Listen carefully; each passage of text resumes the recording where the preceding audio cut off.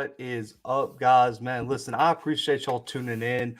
Y'all know what it is. Monday night, we have to recap the FCS playoffs, and we are about to get into the quarterfinals this upcoming weekend. We had round two this weekend with a bunch of great games. So we got to break it all down here, man. So I'm going to try to shorten up my segment of recapping the games as in depth so we can get to your questions and your takes on all the games this weekend. I know ultimately everyone's here to kind of get their opinion out. And of course, I know all the Montana State fans are here. That way they can hear my apology because I doubted the entire state of Montana on my last episode. So I know that they're a little bit upset with me. I had some comments that they were like, we got to put some respect on Montana's name. So I'm going to apologize for doubting every single bit of what you guys were bringing this weekend. But also, yeah, man, shout out to y'all, man. We hit 2,000 subscribers today. And, man, I appreciate y'all so much, man. I never thought that this channel would ever hit 2K. So shout out to each and every one of you guys for supporting us, for tuning in, for subscribing, leaving comments, and making this one of the best college football YouTube channels out there right now, man. So I shout out to y'all for real, man. I can't thank y'all enough. And it was on my birthday, man. So shout out to y'all for making that's the best birthday present I could have asked for, man. 2,000 subs. So shout out to y'all, man. Oh, let's hope you get way more subs. Appreciate you, Ayo, man. Shout out to Terry, too. He said Incarnate Word as well. Yeah, we're going to get into that Incarnate Word game, which was outrageous this weekend. I see our guy Dave said, don't worry, Blue. Montana State will let you down. Don't even worry. Like it. T said the Bluebloods 100. What's up, T, man? Appreciate you tuning in. Lawrence says Sam Houston and Villanova in trouble in the next round. Listen, we're going to get into both of those. And that's funny that you left that comment, Lawrence. Appreciate it, Booker, man. Especially you, man, always tuning in as well. We got to start with that Holy Cross Villanova game because, listen, I like to go back and watch as much film on these games as I can. There's a lot of games to cover between, FBS, FCS, the SWAC, everything like that. But I went back and watched this game. And if you didn't watch this game, I don't think anybody who looked at just like the box score or what happened in this game would ever think that Villanova would come away with this win. They went 21-16 over Holy Cross. And listen, Holy Cross played a hell of a game in the second half. They were down 14-0 going into halftime and outscored Villanova 17-7 in the second half. And it really just came down to that rough first half. Listen, they had no offensive consistency whatsoever in the first half of this game. I mean, Matthew Solka, Peter Oliver, all those guys on the offense for Holy Cross could not get anything going. Shout out to the Villanova defense this weekend for having an outstanding game. And really and truly, Daniel Smith for Nova, Justin Covington, I believe it's Jalen Jackson as the backup running back.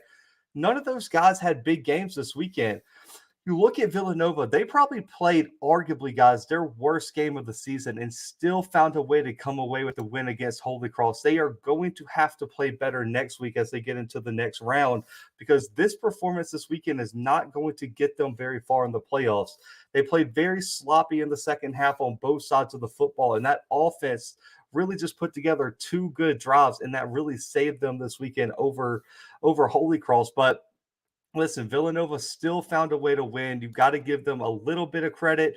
And for Holy Cross, man, I think they have a promising future. If they can find a way to just revamp that offense a little bit, they need a few more athletes on the outside, and they also need probably another rushing threat other than Solka at the QB position. Solka from the QB position had 106 rushing yards this weekend and a touchdown. So they really need one of those running backs to step up in that room next year, and they could be a threat moving forward into the next round. But a 21-16 win for Nova, man. And so I told you I'm going to try to go through these as quick as possible so we can get to y'all's comments and y'all's takeaways. But this is the game. Listen, I'll start my Montana apology with Montana right now.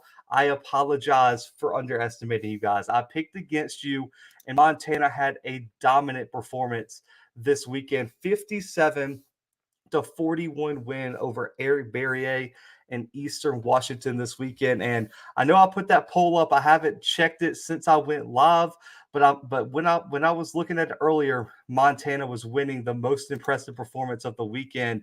And they listen, If you go back and watch any game that happened this weekend, this is the game you want to watch, man. They put up so many points, and it was a back and forth game all game long. And there was a while there where I thought my pick was going to be beautiful, man. Eastern Washington had a 21-10 lead up until early second quarter.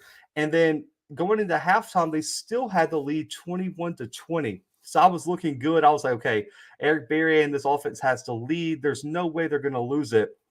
Listen, all hell broke loose in the third quarter for Eastern Washington, really moving into the early fourth quarter. When you look, the score went from 21-20 at halftime for Eastern Washington to 50-28 with 8 minutes left in the fourth quarter. Eastern Washington just lost control of the game throughout the early second half. Now, they did make a late run with 2 late touchdowns, but it was already squarely out of hand. And when you look at what Montana did in the second half, their defensive adjustments and them playing opportunistic football, turning possessions where Eastern Washington didn't find the end zone into their points, and turning some of those turnovers for Eastern Washington into points as well, really is what won Montana this game. And as much as you can point to the stats of Eric Berrier, I mean, Eric Berrier threw the ball 80 times, guys. I want y'all to hear me out. He was 47 for 80. He threw the ball 80 times this weekend. And listen, I don't care what type of quarterback you have. You could not have a quarterback throw the ball 80 times and find a way to win a game. They needed more from the rushing game. You know, Dennis Merritt did not have his best game against this Montana front seven. I give the front seven of Montana a lot of credit. The secondary got picked apart as Eric Berrier threw for 530 yards. But when you look at Montana's side of the ball, you've got to give Cameron Humphrey a lot of credit for what he did this weekend. 160 yards, 3 touchdowns. And then the player of the game for me, for Montana, was Samuel Akeem, a wide receiver, man. 104 yards, 2 receiving touchdowns. And Montana did a great job in terms of Montana did a great job in the second half of making those defensive adjustments to keep Eastern Washington down, man. T said what happened to their defense. Listen, their defense played outstanding in the third quarter, T. Early in the game, Eric Berrier seemed to be giving them a lot of problems, but in the second half, it was a completely different game. They played in the regular season and didn't let Montana score that much. Eric Berrier won, the team lost. Appreciate the birthday wishes and the 2K, man. Definitely appreciate that. They didn't play defense in this game. No, not technically. But listen, if I would have told y'all before the game that Eastern Washington would have 600 yards of total offense, Montana wouldn't hit 400, and they were 2 for 12 on third downs, you would have never believed me. But what they did is turn those 2 turnovers into points, and that was the ultimate switch for Montana. And I give Montana a lot of credit for finding a way to win. Also, I believe it's Malik Flowers had a huge run, a 75-yard touchdown run, man, that really broke open this game as well. Also, Xavier Harris had a big game on the ground, and Junior Bergen at the running back spot. Those 2 guys both combined for a big day, but it was ultimately Cameron Humphrey being efficient and getting those 3 touchdown passes. That defense needs to be booted. They let that senior QB down. I agree, man. Listen, what ifs of that defense? Like, what if they had a strong defense? I understand, but a huge win right there for Montana. Let's see. I think T said, what were the turnovers? Eastern Washington had 2 turnovers. Montana had nothing, man. So those 2 turnovers for Eastern Washington really cost them. Eric Berrier had a pick. Then they had a fumble that turned into a quick Montana touchdown in that third quarter. And those were the 2 turnovers in that game. And I believe both turnovers happened in the third quarter, T.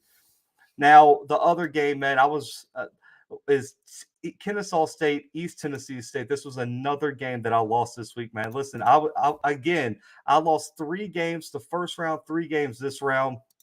But listen, I'm looking forward to the quarterfinals. We're going undefeated with my picks. I'm feeling confident. But I picked Kennesaw State, man. I thought they were going to be able to control the clock, run the football, and kind of pull away in this one. But ETSU, man, I'm going to call ETSU the cardiac kids for this performance, man.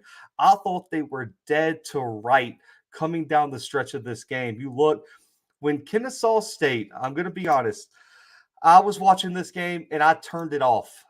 And then I saw when ETSU was about to score the game-winning touchdown. I turned it back on. I had to go rewatch it. Kennesaw State scored with 5 minutes left in the fourth quarter. It was 31-17, a 14-point lead with a run-first team with a strong defense. I was like, there is no way ETSU is going to come back in this game. They went 13 plays, 78 yards for a touchdown, give them a 31-24 deficit. Get the onside, get the ball back, and then they drive down the field 5 plays, 48 yards, get the touchdown. And instead of going for the tie, this is where I have to give ETSU all the credit in the world. They said it's the second round of the playoffs. We do not want to go to overtime with this Kennesaw State team. They went for 2. They said, we don't want any part of overtime. We're going to go for 2 and win this game.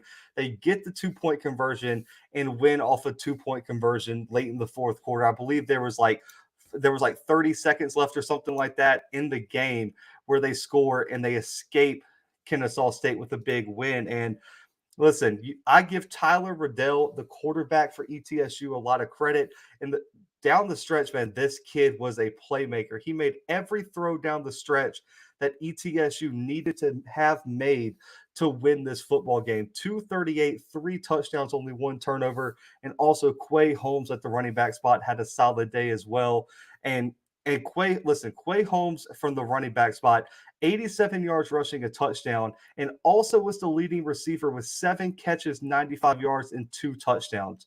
Quay Holmes was the baller of ETSU this weekend, and I think he deserves a lot of credit this weekend for ETSU escaping. Also, Xavier Shepard being limited this weekend, kind of being banged up, really hurt them. They had to bring in Jonathan Murphy. Jonathan Murphy threw 2 touchdowns, ran for 164 and 2 touchdowns. But I really do think that Xavier Shepard not really being available down the stretch for Kennesaw State hurt them in the long run. And so I really do think that was probably the defining difference late in the ball game where Kennesaw kind of started to sputter on the offensive side of the football.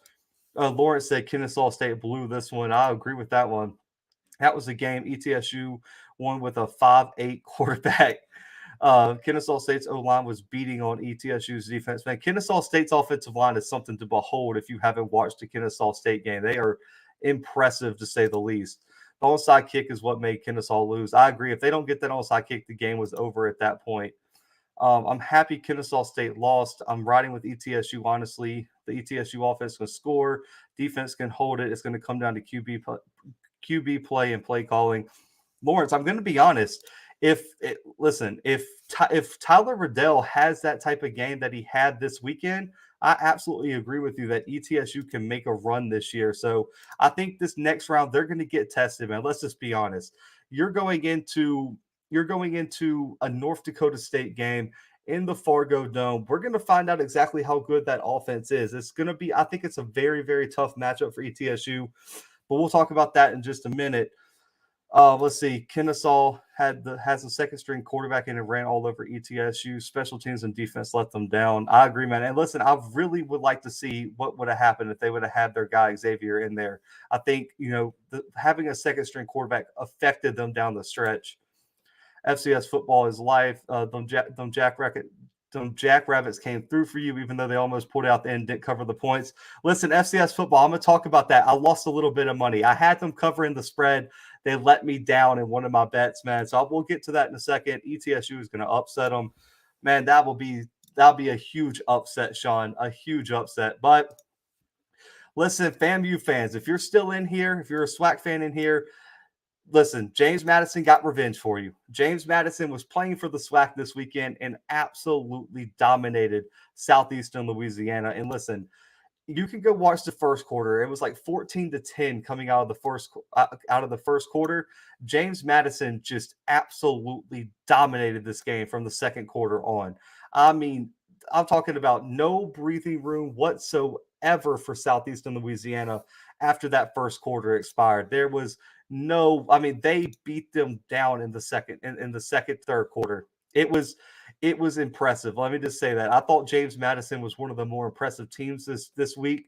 And I think what got them too, one, the defense. The defensive front seven is a problem, holding Southeastern to 42 yards rushing, only 1.7 yards per carry. I know they're not a run-first team, but there was not a single player with over 20 yards rushing on Southeastern, and they attempted the run 25 times. So give James Madison's front seven a lot of credit. Also, the secondary was absolutely balling. 3 interceptions on Cole Kelly. They held him under his average. If you hold Cole Kelly under like 400 yards passing, that's a pretty good day. That's how good Cole Kelly is. But they did force 3 turnovers, which ultimately was the difference. But why I think James Madison was such a bad matchup for Southeastern, Southeastern against FAMU, they knew that FAMU was going to have to be one-dimensional. They knew FAMU could not throw the ball, so what they did is aim to try to stop the run, and that really aided their defensive strategy. But when they came into this James Madison game, they're so balanced and they can beat you so many different type of ways that I think it put a lot of pressure on Southeastern's defense, and they really got exposed this weekend. I mean, really and truly, when you look at Cole Johnson's performance this weekend, 321 yards and 5 touchdowns with no interceptions, and he had a rushing touchdown. So Cole Johnson had 6 total touchdowns, no interceptions. He was by far the MVP of the game for James Madison. And listen, if Cole Johnson can play like he did this weekend against Southeastern, James Madison is going to be a brutal out in the playoffs. I don't know if anyone's going to want to see them if they play as balanced and as if Cole Johnson played as well as he did this weekend. Also, Austin Douglas had a solid game at the running back spot as well, but it all came down to Cole Johnson. Then also Antwain Wells Jr. at the wide receiver spot, 3 receiving touchdowns for James Madison as well. But the number one thing, man, 5 forced turnovers for James Madison. You're not going to beat a top 2 seed in the playoff if you have 5 turnovers in a game. It's just not going to happen. Southeastern caught the turnover bug down the stretch, and I'm telling you, you're not beating North Dakota State. You're not beating Sam Houston. You're not beating James Madison. You're not beating Montana State. If you have 5 turnovers at this point in the playoffs, you're going to lose the football game regardless of who you are.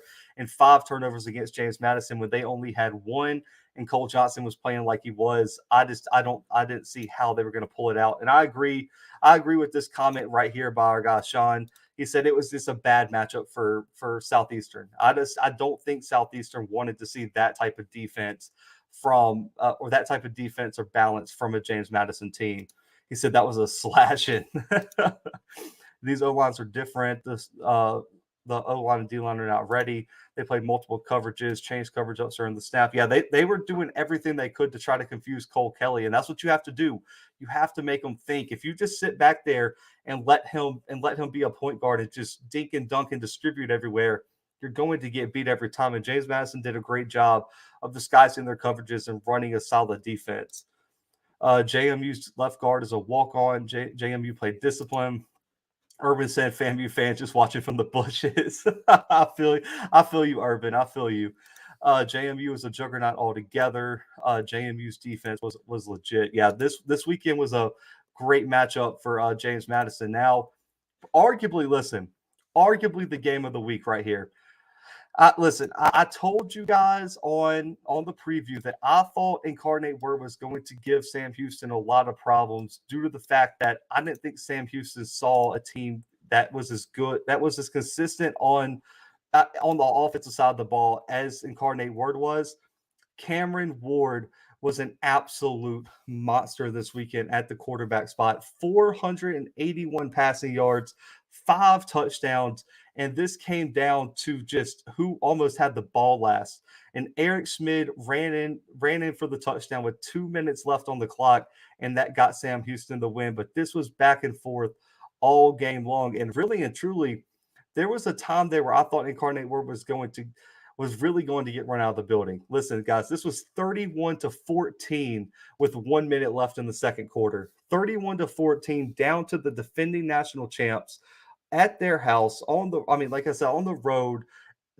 Incarnate Word could have packed it in, to be completely honest with you. I mean, everything was running for Sam Houston. They racked off 3 straight touchdowns in the second quarter, and they were going to run away with it. They really were. But in that second half, Incarnate Word made the proper adjustments and really started to get after it. But I gotta give Incarnate Word their props before we get into Sam Houston. 600 yards of total offense, and also these two teams, listen, for Sam Houston, you got to clean up the penalties moving forward. It was so sloppy. 11 penalties for over 100 yards this weekend for Sam Houston.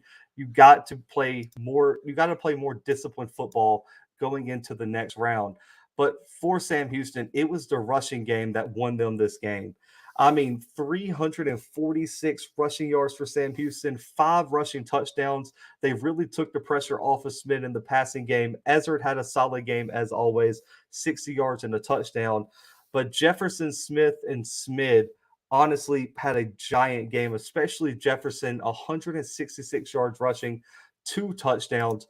And it came down to Sam Houston making that final stop on that last incarnate word drop that really separated them. But for me, I thought this game lived up to the hype completely.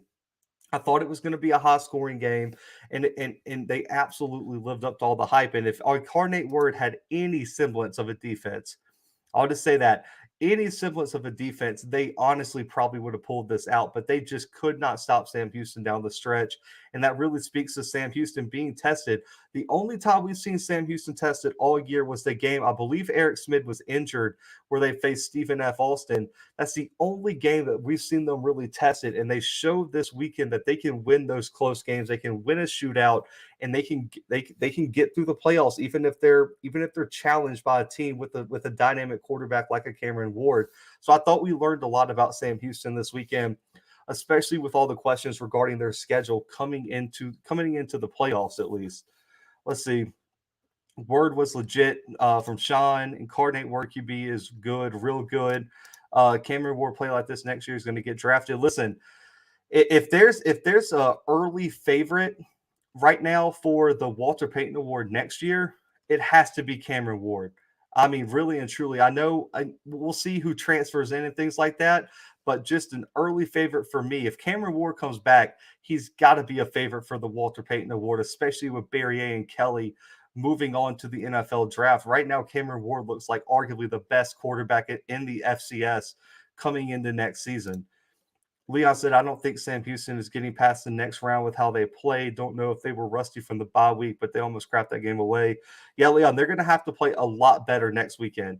That they cannot, if they give up 600 yards next weekend to Montana State, it's going to be a major, major problem for Sam Houston in that game. They were going touchdown for touchdown. Sam Houston really should have lost. Honestly, seeing Incarnate Word play this weekend and PV play this weekend, PV's loss didn't look as bad.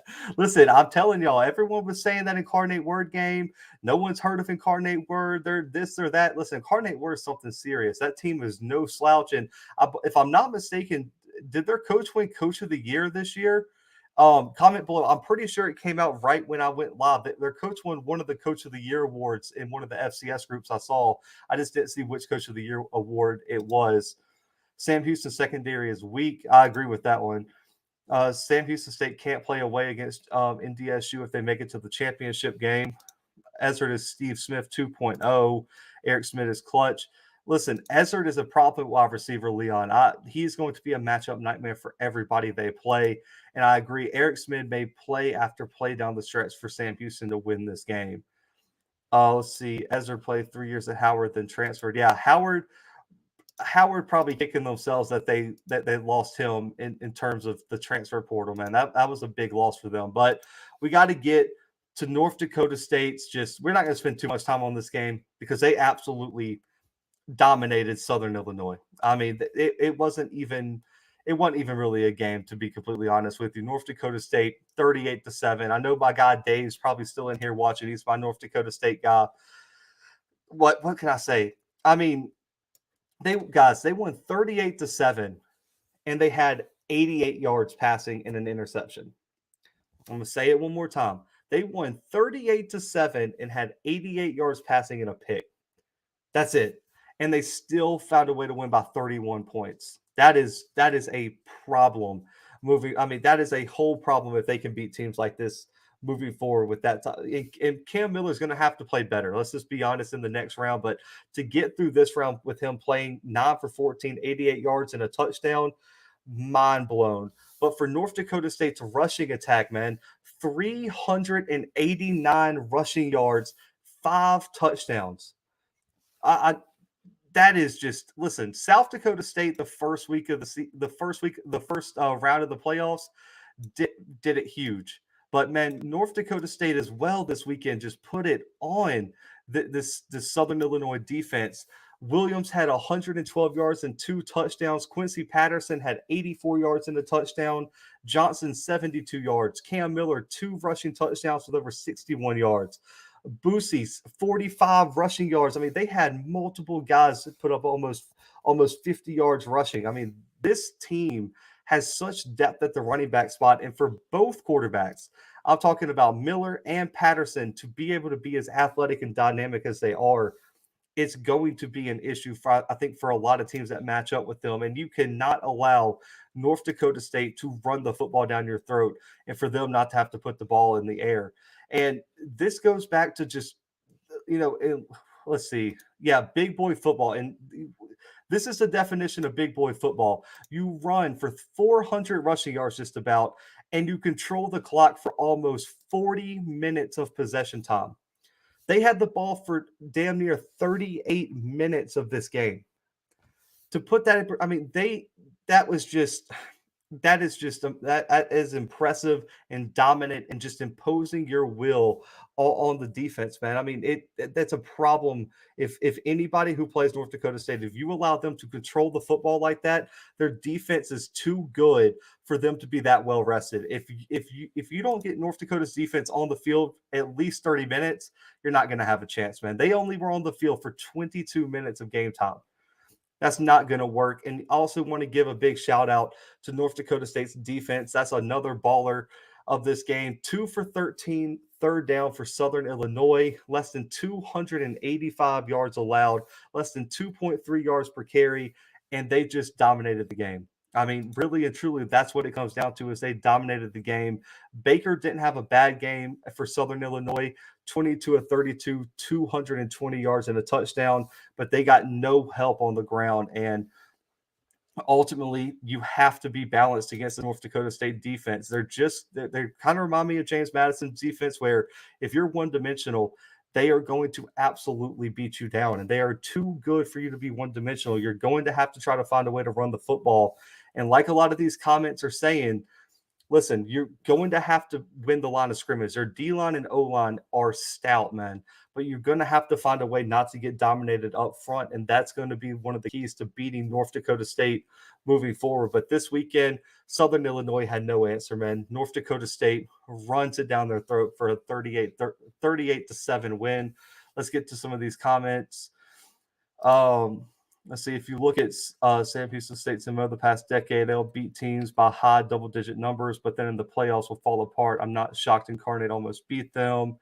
Or said, wow.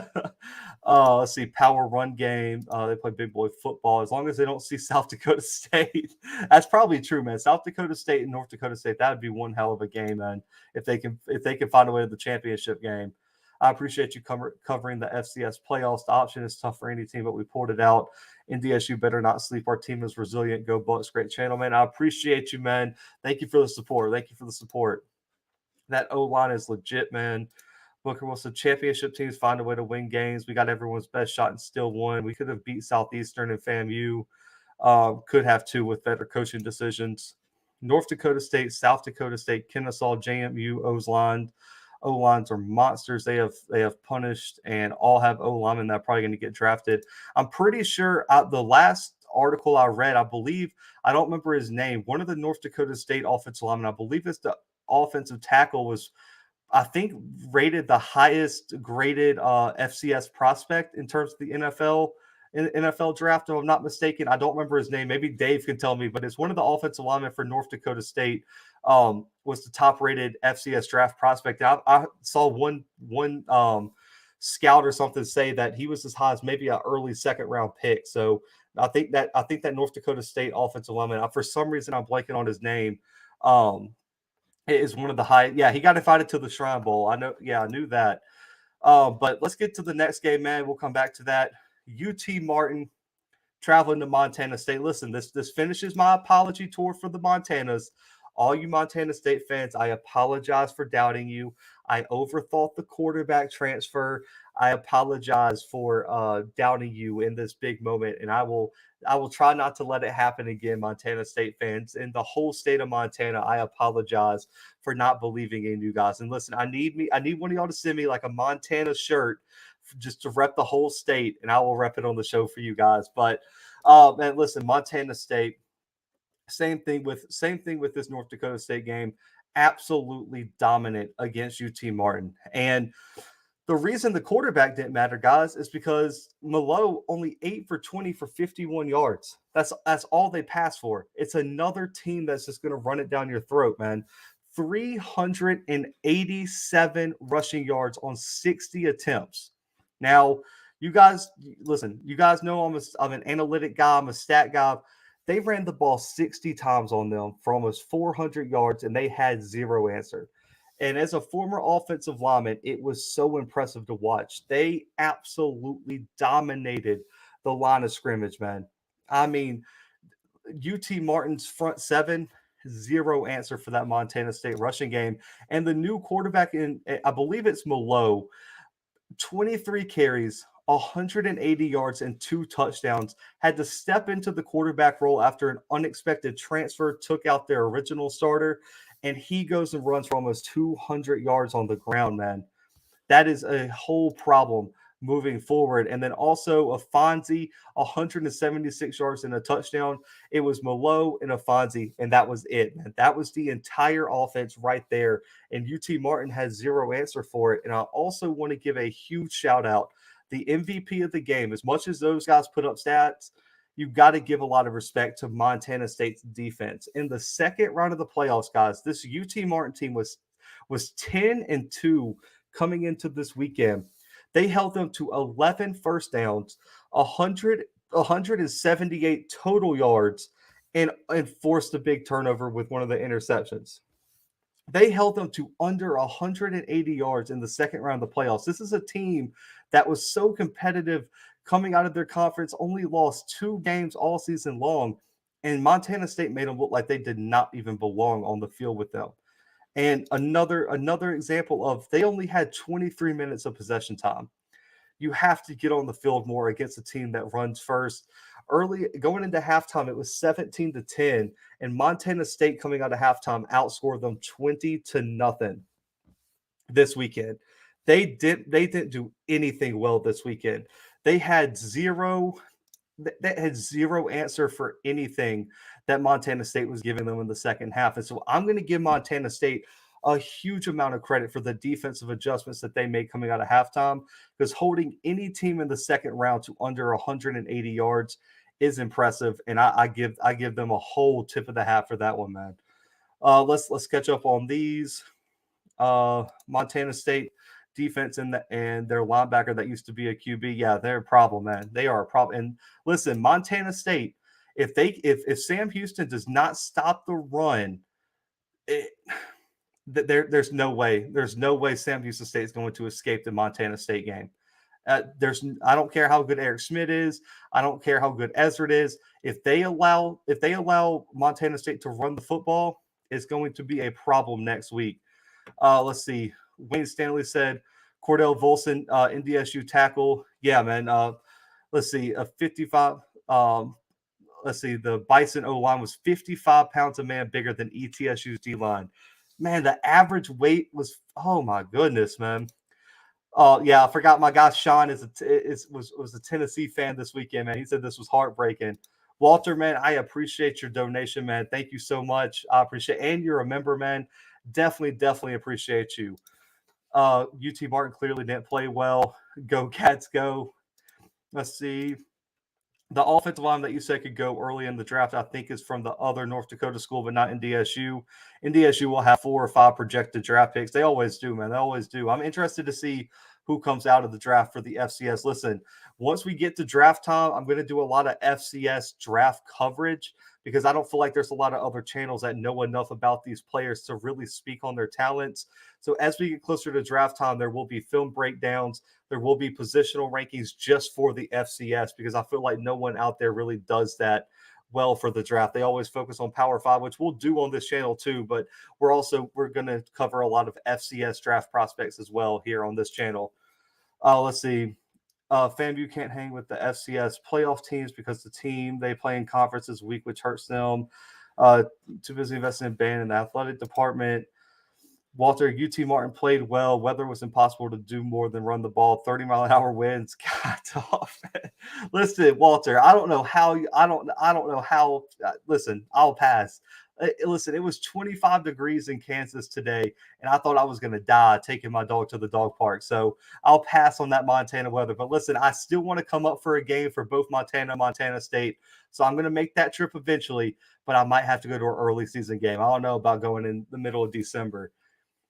This is also one of the smallest O lines North Dakota State has had in a decade. Usually the Bison average over 300, but this year they're under 300.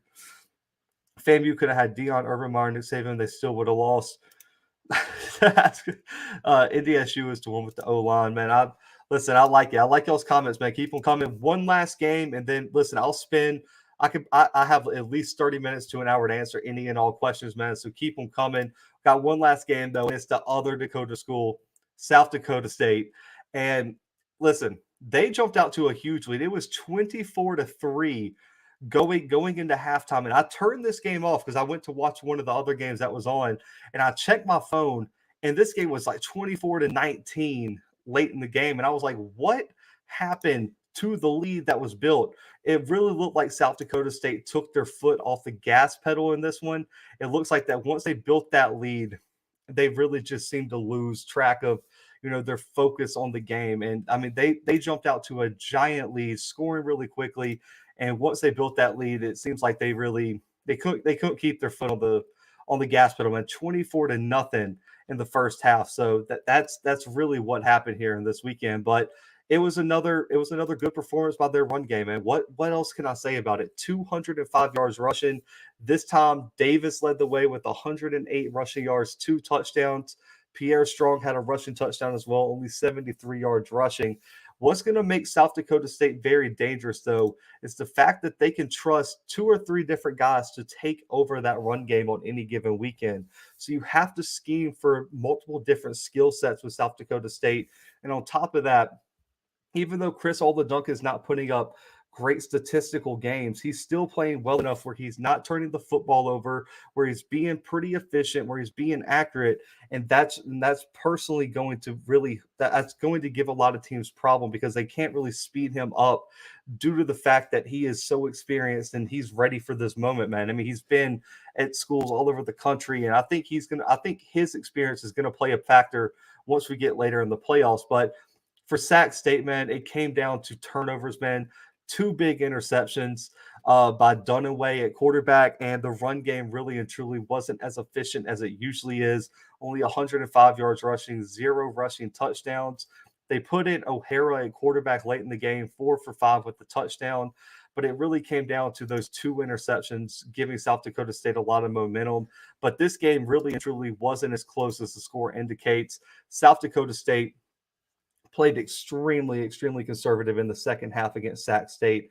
And I really do think they started looking ahead to next week. And so ultimately, South Dakota State pulls out the 24-19 win over Sac State to get to the quarterfinals. And, man, we got so many good quarterfinal games, man. I mean, let's just be completely honest. I am so excited for some of these games. Listen, as I pull up the bracket real quick, man, comment below what quarterfinal games are you guys looking forward to the most? Which games are you going to be tuning into, and why are you excited for certain games over another? And it's going to be a great weekend because the whole country is going to be focused on the FCS playoffs due to the fact that there's no other football this weekend outside of Army Navy, of course. But definitely watch that game. I do love the Army Navy game. I will admit at 2:00 on CBS. But other than that, I'm going to be watching all FCS playoffs this weekend, and that is all I'm going to be watching. Let's see. My Jackrabbits got comfortable. We'll be ready next week for all 4 quarters. Coach Stig and the D coordinator, Coach Rogers, will get them right. I agree, man. I'm not putting a lot of weight into what happened in the second half. I mean, it was clear early that South Dakota State was the better team, but they just have to make sure to play all 4 quarters, like you said, next week. I was pulling for Sac State. Leon said Montana, James Madison. We got another James Madison, Montana from Lawrence here. The other Lawrence, ETSU at North Dakota State. That's going to be a good one too. I guess if I had to pick one game to really be excited for, it's hard not to go with Montana James Madison, but I'm gonna go against the grain. Since so many of you are picking ETSU, North Dakota State, and James Madison, Montana. I personally think Montana State versus Sam Houston is going to be a very, very interesting game, especially with how well Montana State's run game can really be. And I think their defense is going to hold up a lot better than what we saw this weekend with Incarnate Word. So I would say Montana State, Sam Houston State is probably going to be the game that I'm most interested to watch just because of the stylistic matchup that we're going to have there. But just to kind of go over the games with y'all, on Friday, 6 p.m. Central Time. Listen, and I don't want to get into this. We'll just leave it. We'll just leave it where it is right now. But Montana James Madison in prime time on ESPN2, 6 p.m. Central Time. Montana James Madison kickoff. That'll be a huge Friday night matchup on one of the flagship networks of ESPN. Also, East Tennessee at North Dakota State, 11 a.m. Central Time, live on ESPN, the main ESPN channel, which would be a great chance to get some of these teams in front of viewers. South Dakota State at Villanova, ESPN Plus at 1 o'clock.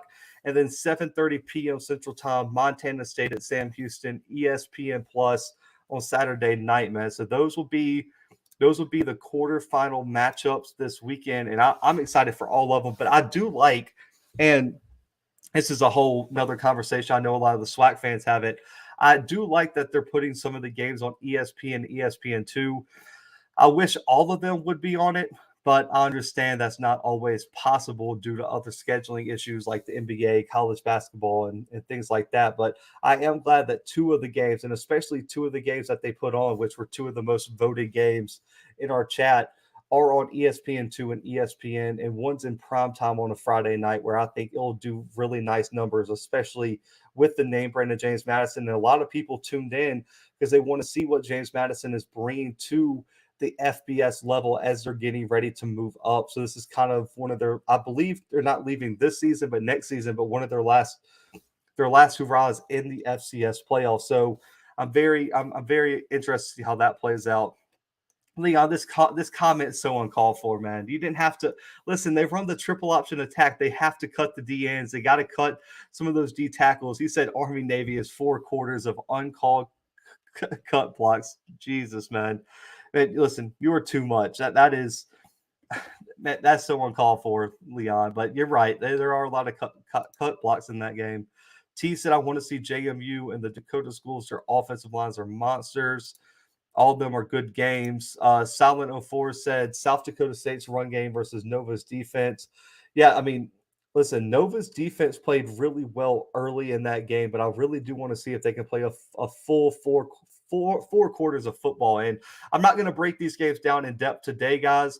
Live stream on Thursday night. I'm going to preview all the games, and I'm going to try. I've been talking to Dave on Facebook Messenger. He wants to try to set up a call line so you guys can call in and give your predictions and thoughts on the game. So kind of working through that behind the scenes. So we'll try to do that. But Thursday night, 6 p.m. Central Time. And listen, come on here, give your predictions, and we're previewing all the quarterfinal games. He said beat Army. And listen, Lawrence, I have a tough time rooting for this one because as a kid, I always rooted for Army because when I was growing up, I think they went on that like 14 or 15-year losing streak. So I always rooted for Army to win, but recently Army's been the better team. So I guess this year I'm going to have to root for Navy with you. Let's see, man, the triple option is annoying to defend. Speaking from experience, man, there's so many examples of that being hard to defend. Bama struggling with Mercer a few years ago. You look at Army almost beating Michigan and Oklahoma over the previous few years. Kennesaw State giving a lot of people problems with their option rushing attack. And you look at Georgia, I believe it's Georgia Southern that had it over the past few years. And then on top of that, look how many games Georgia Tech won using the triple option. I mean, it's a great, and a lot of people ask me, I've had conversations off camera about it, about why you would run the triple option. It is so great for teams that don't have the ability to recruit the highest level of athlete all the time. Where if you sometimes have a talent deficit, running the triple option really sometimes evens the playing field. So that's why you see an Army, a Mercer, and everything being able to compete with teams that might be a little bit better than them on the field. So I think it's an interesting offense, and I think it's so complex to run. And I give a lot of people credit for being able to make the proper decisions on when to hand it off, when to toss it, all the different reverses they run out of it. And it's simple to a point, but also, I mean, I give them a lot of credit for being able to run that type of offense. FCS has a lot of top players. Viewership is through the roof this year. Everyone diving at your knees. Man, it's Army and Navy members in my family. So Leon, you kind of got to root for both of them. So you just root for a good game at this point. If you discipline after a quarter and a half, it becomes easy. You have to have patience and read before reacting. Yeah, that is true. You got to have a lot of discipline, man. Your linebackers have to be on point too.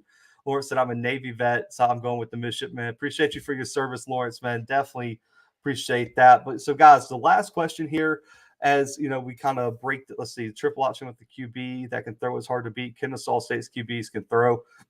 Yeah, you saw this weekend. They had 2 passing touchdowns, and it catches a lot of teams off guard because you're loading the box so much, so you don't have any support in the back end.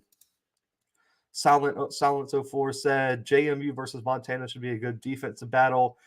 JMU's running backs and wide receivers are vicious. And yeah, I mean, I think the Montana defense is going to get tested a lot this weekend. Like I said earlier, because of the balance of Cole Johnson and that rushing attack. And I also do want to see how Montana's offensive line handles that defensive line of James Madison. They have FBS level size and speed on that defensive line. I know Mike Green is a problem on that defensive line. I'm trying to get him on the show, working on it. Listen, James Madison's SID has a problem with me for some reason. I reached out to a few players to get on the show, like I've had other players on the show, and I kind of got shut down. He kind of dismissed the channel as BS, pretty much. Said my channel wasn't good enough for James Madison players to come on here. So it doesn't look like we're going to have any James Madison players on here anytime, but we're working on kind of getting our credibility up so we can get some James Madison players on here. Dave Cause said, go Bison, go Navy. Donovan McNabb, when he ran the freeze option, was beautiful. Marvin Harrison was lighting them up in that offense too. Man, they just have so much talent, man. Just way too much talent. JMU's DN number 0 in the DT. Yeah, the DT is Mike Green, and I don't remember the defensive end's name, but I believe he's one of the top sack leaders in the FCS. I believe he's like 3rd or 4th in the rankings or something like that. So that defensive line's a problem. Sean, yeah, man, listen, you have to reach out to me, man. One of the players sent me the text messages between the SID and him, and it pretty much was like, yeah, man, we don't approve media passes for people like him, and this all this. It was a whole issue, Sean. So I had like 2 or 3 James Madison players that were supposed to come on last year and couldn't because the SID kind of shot it down. But listen, we got other people coming on. Listen, we got 2 interviews dropping this week. For everyone tuned in, y'all kind of get the scoop. Everyone else rewatching it can probably go ahead and tune in. But we got Jaleel Mclaughlin out of Youngstown State, the top running back. He was first team All-American in the MVFC this year, a top 15 NCAA rushing yards leader of all time. He came on to talk about his career, his decision to transfer up from D2 to Youngstown State, talking about his development as a player, things like that. Listen, that one will be dropping tomorrow morning, guys. So 10 a.m. Central Time. Make sure to tune into the channel. We'll have that interview with Jaleel Mclaughlin coming out from Youngstown State. Then Thursday morning, same time, 10 a.m. Central Time, we have D. Anderson from Alabama A&M. The wide receiver led the SWAC in receiving touchdowns this year. It was the 2nd team All-American in the SWAC, former LSU and Oklahoma State wide receiver. Both of those guys, man, shout out to them for coming on the show. And we got some more big names lined up. We just haven't got a date set, and I will keep y'all updated. And of course, all the members get some extended interviews with just some extra questions and things like that. And also moving forward, we're going to have members vote on questions for certain guests, but these kind of came together last minute, so I didn't have time to do that with them. But those 2 interviews will be dropping this week, man. Man, appreciate it. Free goat, man. Appreciate it. So what can we do to immediately change that? Listen, man, now we got over 2,000 subs. I feel like we're pretty professional on the channel. Maybe it will change if I reach out this time, Sean, but we'll see. We'll see. Listen, I'm trying to be a stats voter, Lawrence. And Lawrence, I didn't even get invited to SWAC Media Day, anything like that.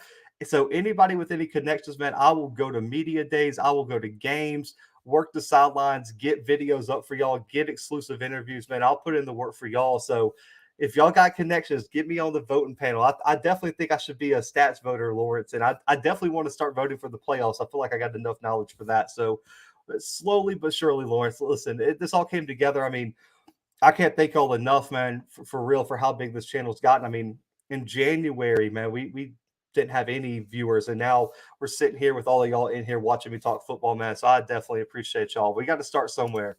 Appreciate it, man. He said they're missing out. Youngstown coaching is why they were dominant. As soon as their coach went to OSU, they were trash. Oh, you're talking about Tressel. Jim Tressel built Youngstown into a powerhouse, man. They still got 4 national championships in their history, man. But listen, Jaleel was a great guest, man. I'm definitely going to have him on again. But, man, first team, if you're first team in the MVFC, you are a baller because that conference is so hard. We even talk about the grind of the MVFC and how hard it is week to week just to compete in that conference. Sean, we have to share shows, build channel subs, blue oranges dudes like Scotty has, man. I appreciate it, Sean. And also, if y'all if you guys want a certain guest, so if y'all want a player, y'all want a coach or a certain person, reach out to us on social media or comment on one of our videos who you want, and I'll do everything in my power to reach out to them and get them. I know I had some Alabama A&M people reach out and tell me they wanted D. Anderson. I went out and got it done, so I'll be dropping this week. So if you want a player or be interested in hearing a player within reason, guys, I can't go get Bryce Young or Trevor Lawrence or someone like that within reason, but a lot of the FCS players I should have access to. So let me know, and I'll do my best to try to get those interviews, man.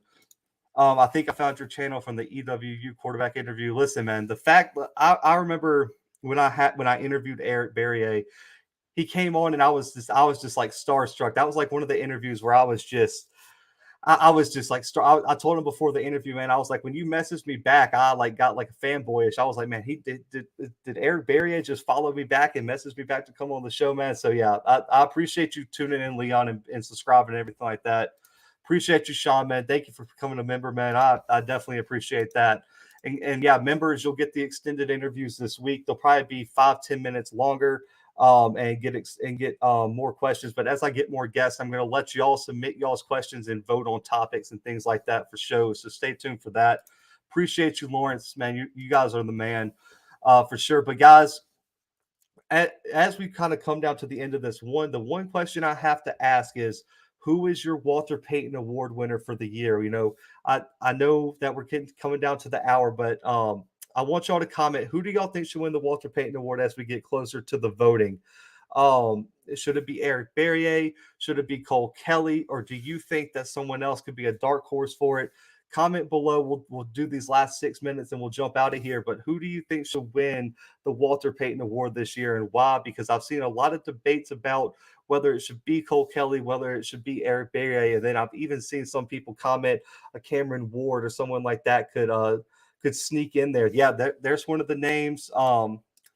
He said, I hate to say it, but it's a QB. Yeah, Eric.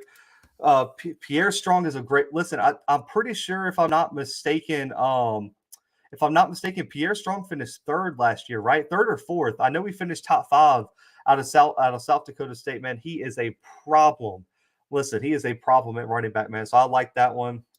He said Barrier, Eric. Oh, Quay Holmes is an interesting one. Listen, Mouse Speaks. That's a solid answer, man. Quay Holmes listen. Mouse Speaks. This weekend, he was my MVP for that team, man. They were a problem. They could not stop Quay Holmes at all. I do like that. Appreciate it, T. Definitely appreciate it. Lawrence, thank you, man. Man, Lawrence has been rocking with me forever, man. So appreciate Lawrence. He's been on here for a while. EB, what a year plus a career. That's what I'm thinking, man. Personally, I'd be kind of shocked if Barrier didn't win it, just because last year him not winning it, I feel like him being him being the type of player he is and is going to go down as FCS history, they're going to give it to him because they need that on his resume, man. Because Cole Kelly got his last year, and it was funny. Last year, I don't know if you guys remember, Eric Barrier won the FCS Player of the Year award, which is voted on by the NCAA, and then Cole Kelly finished second in that award, and then they flip-flopped it for the Walter Payton. So I wonder if we're going to get something like that this year. It's going to be, but their stats are so similar, man. Kelly may win again, but Ward is close, man. I think Ward's going to be easily in that top 3 or 4, Sean. Listen, Cameron Ward next year should be the odds-on favorite by far to win that award, in my opinion, unless someone just crazy transfers into the FCS level. A dark horse is Cole Johnson. I like that one too. Cole Johnson's had an outstanding year for James Madison as well. The last interesting stat about the NDSU ETSU game: ETSU has a North Dakota State transfer along with an 8-year senior. Okay, I'm gonna have to go read about that, Dave. I got to hear about the story of the 8-year senior, man. That is, oh man, 8-year senior. I've never even heard about that. It must have been injuries or something like that. But I'm gonna go look that up after the show, Dave. I've never heard about that. All 3 QBs are ridiculous. I agree. So I mean, I already gave my prediction of Eric Barrier right now for the Walter Payton Award. But guys, listen, like I said, Jaleel interview from Youngstown State dropping tomorrow morning. We also have our mailbag tomorrow night. So listen, if you got questions, comment them on this video, message me on social media. We'll talk about them tomorrow. It can be any questions about the FCS, the FBS, Power 5, the SWAC. It does not matter. We're talking all things college football. Be a huge mailbag, man. So make sure to turn on your post notifications for that. It'll be 6 p.m. Central Time tomorrow night. Then we got the live stream on Thursday night as well. The quarterfinals preview where I give my official predictions and you guys can give me your thoughts on all the quarterfinal games. And then of course, D. Anderson's interview also dropping Thursday morning, Alabama A&M wide receiver. So we got, listen, it might be creeping toward the off season, but if you guys have been rocking with us since the spring, you know there's no off season on the Blue Bloods. We're going to have daily content even in the off season, man. So make sure to subscribe and all that good stuff. But guys, hope y'all have a great Monday night, man. Appreciate y'all rocking with me. But until next time, guys, the Blue Bloods are out.